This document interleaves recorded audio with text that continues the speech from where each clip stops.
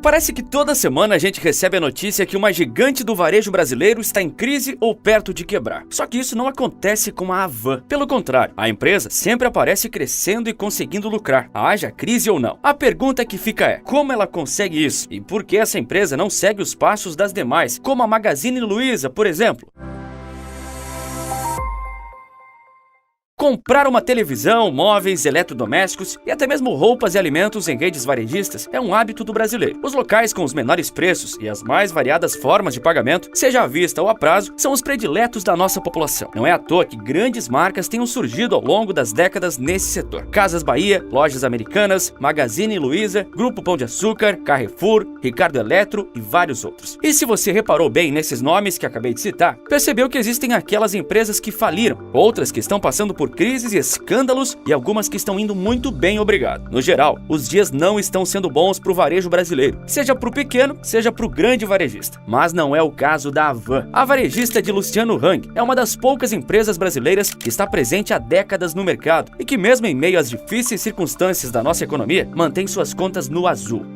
Fundada em 1986, a Havan começou como um pequeno atacado de tecidos e hoje é uma das varejistas mais sólidas do país, conhecida de norte a sul. No início, a empresa importava tecidos e artigos de baixo valor, observando uma demanda crescente no varejo das pequenas cidades. Posteriormente, as réplicas da Estátua da Liberdade em frente às suas filiais foram colocadas para que os clientes se recordassem de terem passado por alguma das lojas, para que pudessem voltar. Outra imagem que nos remete imediatamente à empresa é a do seu dono Luciano Hang, que ultimamente ficou famoso pelo seu envolvimento com a política e sua proximidade com o ex-presidente Jair Bolsonaro. Já o nome Havan nada mais é que a junção das sílabas iniciais dos fundadores da empresa, Luciano Hang e Vanderlei de Limas. Mas demorou muito pouco para que Hang comprasse a parte de Vanderlei e se tornasse o dono único da companhia, como tem sido há quase 40 anos. A empresa se expandiu massivamente na virada do século e essa expansão se mantém até os dias atuais, enquanto grandes redes do país estão fechando cada dia mais lojas. Além do encerramento da atividade de várias lojas que atinge varejistas de diversos segmentos, recentemente nós acompanhamos também grandes companhias se desvalorizarem no mercado de capitais, enquanto outras vão direto para o pedido de falência. Essas notícias se tornaram comuns no setor de 2020 para cá e não parecem dar sinais de que acabarão tão cedo, com as taxas de juros sem previsão de queda devido à pouca austeridade fiscal do atual governo. E em meio a todo esse vendaval, a Havan cresce.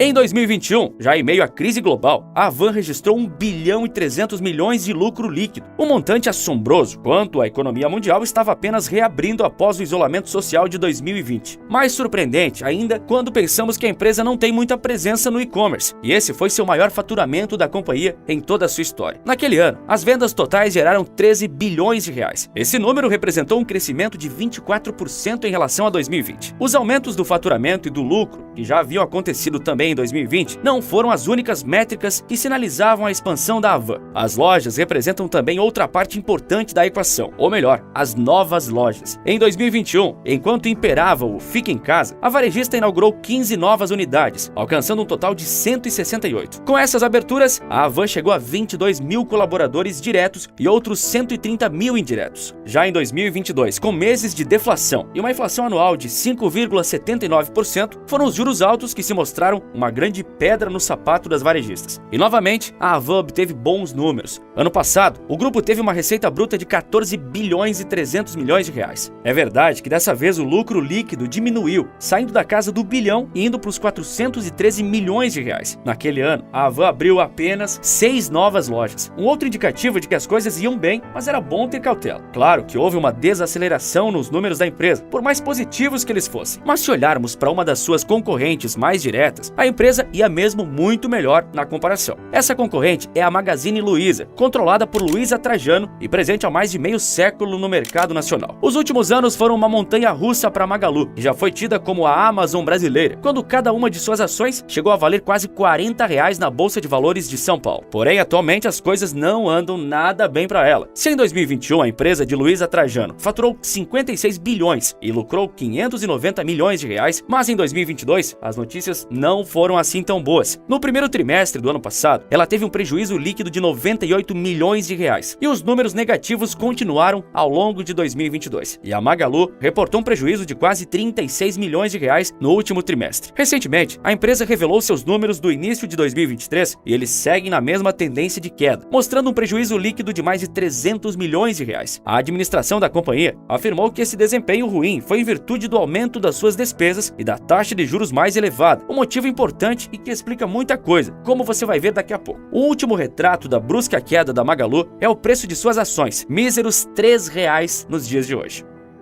A Havan, por sua vez, nunca fez um IPO, então não tem capital aberto na Bolsa de Valores, sendo de propriedade somente de Luciano Hang. A administração da companhia, certamente, é o seu diferencial para navegar tão bem no mar agitado. Ela parece prezar por uma gestão com custos e despesas de suas lojas físicas bastante controlados e tendo o comércio presencial como seu ponto forte. Como não precisa distribuir dividendos, a Havan pode repassar para seus colaboradores o pagamento da PPR, que é a participação por resultado dos lucros. A companhia partilha com seus mais de 22 mil colaboradores o pagamento de 50% do 13º salário e 40% do PPR no mês de julho. Isso motiva bastante os funcionários, mas ainda é muito menos do que ela teria que distribuir caso tivesse outros acionistas. Então o resto do montante, a empresa de Hang pode reinvestir na sua própria expansão. E é isso que está de fato acontecendo. Afinal, ela chegou a mais de 170 lojas no ano de 2022. Diante do caótico cenário econômico, o varejo inteiro está oscilando, enquanto Luciano Hang afirma que sua empresa nunca fechou um ano com prejuízo. Por sua proximidade com o ex-presidente, muita gente costuma dizer que o segredo da empresa para ter resultados tão bons é a sonegação fiscal. De fato, em 2003, houve um processo contra o empresário por sonegação de impostos no valor de aproximadamente 2,5 milhões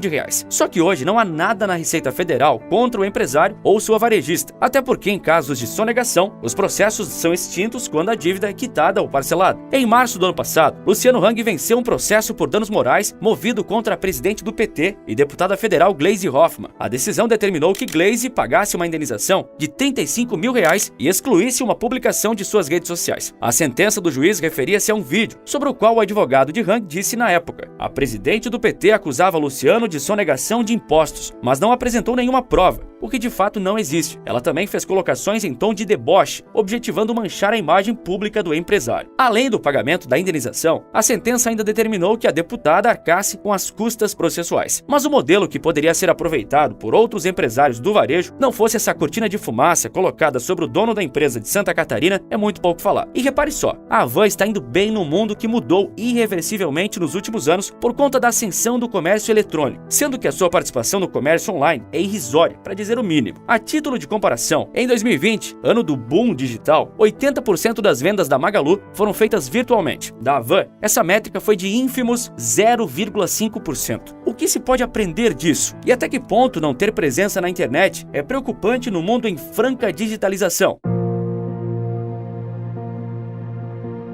Honestamente, é difícil afirmar os efeitos, sejam positivos ou negativos, da ausência de relevância da Havan no e-commerce. Afinal, ainda não é obrigatório que uma empresa esteja com forte presença virtual para ser lucrativa. O costume de fazer compras pela internet se consolidou há alguns poucos anos, e mesmo assim, a Havan continua atingindo faturamentos recordes. Se está dando certo, por que mudar? A Magazine Luiza tem uma presença colossal no comércio eletrônico e acumula prejuízo atrás de prejuízo. Um dos segredos da empresa de Hang é vender no crediário para quem não tem crédito no mercado tradicional. Aquelas pessoas que não conseguem ter um cartão por não terem renda o suficiente ou carteira assinada, que não podem, não sabem ou nem gostam de usar a internet para fazer compras e vão até a loja, escolhem seu produto e pagam via carnê. São esses os potenciais clientes da Havan. Outra estratégia é abrir lojas em cidades menores, onde não há concorrência. Há lojas da empresa nos shopping centers e nas grandes cidades, mas menos do que suas concorrentes. Hang explora bem as cidades do interior do país, fugindo da concorrência e mirando as classes D e E. A tática da varejista conta com a venda corpo a corpo e com o vendedor atuando no convencimento do cliente a levar algo a mais ou com um pouco mais de qualidade. Além disso, a preocupação com a experiência do consumidor quando entra em uma das lojas da marca é muito grande. Inclusive, os anúncios da empresa são veiculados em programas populares, como o Domingo Legal, e direcionados às pessoas com menor renda. Essas pessoas também têm baixa inadimplência, porque irão eventualmente voltar à loja quando tiverem que adquirir outro bem, já que não há opções na sua região. E nesses lugares, fica muito mais fácil conhecer o perfil do seu público público e ter alguma previsibilidade de movimentações. Na internet e nos grandes centros fica difícil conhecer melhor o comportamento do consumidor, porque há muita gente e com os perfis mais diversos. Em uma pequena cidade do interior, não. Isso facilita a aquisição de estoque na medida da sua saída e ter um fluxo de caixa em cada unidade mais condizente com sua demanda. Assim, a Havan consegue manter um bom fluxo de caixa, com capital circulante positivo durante todo o período de exercício. Não parece muito complicado, mas a intuição para esse modelo de negócio não é trivial. Só que será que ele se sustenta no longo prazo? Bem, até agora sim. Mas como a maioria das varejistas está sempre um passo da falência, talvez mesmo voando em céu de brigadeiro hoje, esse não será o destino também da Havan?